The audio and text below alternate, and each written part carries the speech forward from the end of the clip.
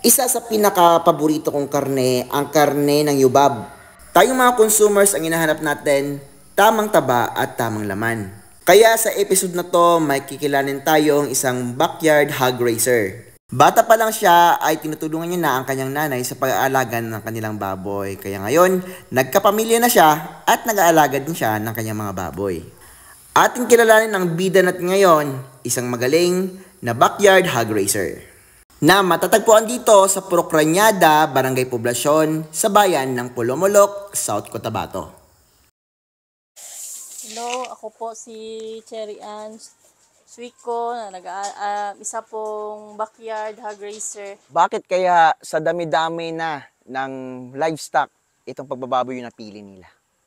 Nag-aalaga po ako ng baboy para sa mga paglaki ng aking mga anak.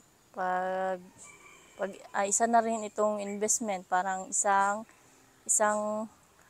parang isang alkansya. Bata pa kasi ako, ito ng kabuhayan ng aking parents, mga magulang ko, hanggang na-adapt ko rin na ako'y nagkapamilya. Dahil ito na rin ang nabubuhay sa amin. Marami din nag-aalaga ng sow, no, kung sa mga, lalo na sa mga backyard racers, dahil po hindi po grabe yung pakain sa ating mga sow, no, or yung mga inahing baboy. Kasi diet po sila, hindi pwede yung sobrang pakain, no. Ganun po yung pag-aalaga ng sow, kaya maraming nag-aalaga nito. Paano kaya nagsimula sila, ma'am? At magkano kayong ginastos nila dito sa dalawa nilang sow? Nagsimula kami sa biik, pagbili namin ng 3.5 pa noon, pagbili namin yung isa. Tapos pinalaki namin yung apat, yung dalawa bininta namin, at yung dalawa na iwan rin, ginawa naming inahin at nagkaanak din sila hanggang ngayon, nandyan pa. Yung pabahay naman, nagkaroon kami ng pinagawa namin mga 15,000 kasi yung yung asawa ko, siya lang ang nagawa kasi naka-save kami. Sigurado dito sa dalawang baboy na to, kumita na kayo. Dito sa pag-aalaga ng baboy, kumita na rin kami. Yung ginawa naming inahin, nagkaanak ng 12. Tapos nang bininta namin lahat dahil puro malulusog, nakulang pa nga eh. Meron kaming nabili na tricycle, yun ang pangunahan na una-una naming kita sa pagbababoy. Ngayon may bago naman kaming i-invest na lupa doon sa Perclinad para doon na kami magsimula ng magparami ng mga baboy namin. Ang gasto namin araw-araw na feeds ay 2.3 to 2.5 araw-araw na pakain. Tapos magkakagasto kami ng 2 sako at kalahati sa isang buwan. Filmico feeds pala ang ginagamit namin simula po nung bata pa ako, nung nanay ko pa nag-aalaga hanggang ngayon. Ako ay Filmico pa rin ako. Tamang feeds dapat yung ating binibigay dito sa mga alagaing baboy. No, napaka-importante po niyan dahil sa feeds po tayo nakabase para sa kanilang paglaki, no, performance, sa panganganak, no. So same din po dito sa mga manok natin, no.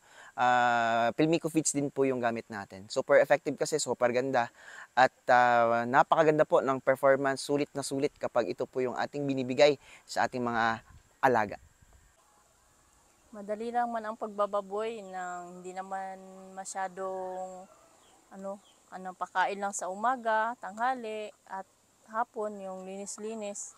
Tsaka pag nakaanak na pala ang namin, yung inahin, itong ginagamit namin na iron, isang drops, isang biik.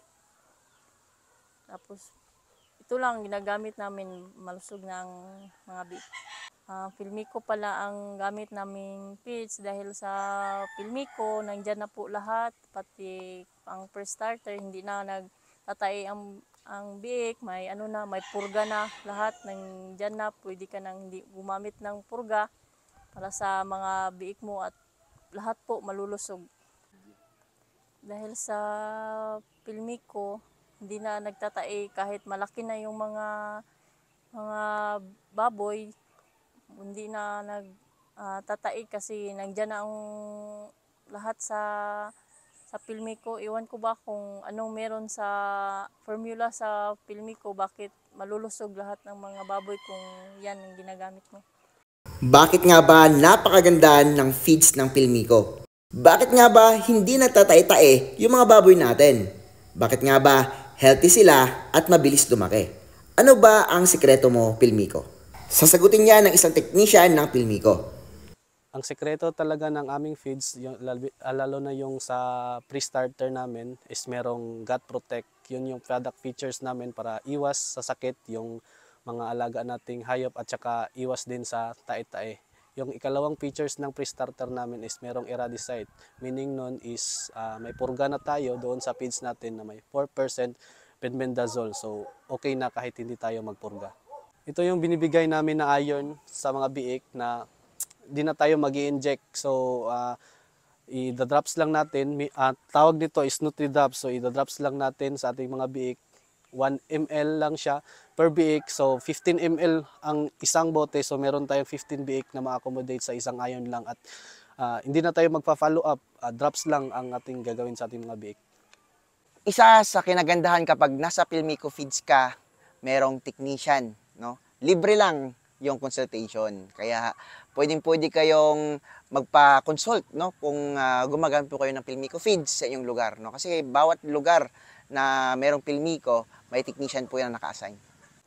Sa mga gusto pong sumubok diyan na mag-alaga ng baboy, simple lang naman ang gawain, hindi naman mabigat, nakakawala ng pagod, lalo na tingnan mo yung mga alaga mo na malulusog at healthy. Sana po ay may natutunan kayo sa video na ito at na-inspired sa kwento ni Ma'am. Magandang negosyo din po ang pagbababoy dahil marami ang gusto ng karne nito. Sabi nga ni Ma'am kanina, parang alkansya, pero kapag sinuwerte ka dito, pwede kang yumaman. Pwede mo rin gawing pangkonsumo habang pinagkakakitaan. Kayang alagaan kahit ng sino man.